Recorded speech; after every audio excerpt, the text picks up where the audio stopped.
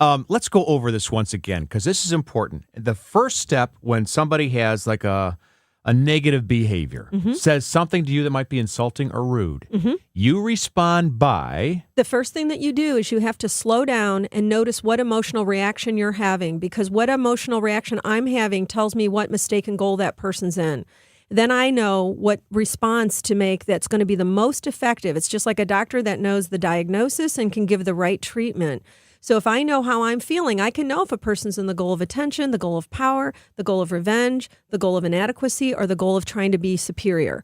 And so each one of those has a specific way that I would then respond. So the biggest part is you have to be emotionally intelligent enough to go, I've got to slow down. A good example for this, Charlie, would be, when we were little kids and a dog comes running up to us barking, our natural tendency would be to run, right?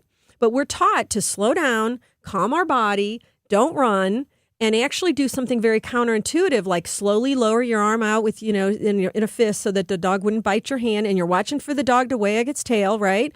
That's an example of redirecting something. You created a rapport, and you diffused that dog, in that case, has the negative belief that you're enemy, that you're going to be hurting them. And so by understanding that and being able to shift that dog's belief, you're able to have an effective, you can walk away then and know you're not going to get bitten. So that's a discipline, though. We don't naturally do that. We have to be taught. So zip it and resist the urge to go, oh, yeah, well. Yeah, don't do the immediate thing. Slow down. And it's very helpful if you can learn what is the feeling that I'm having.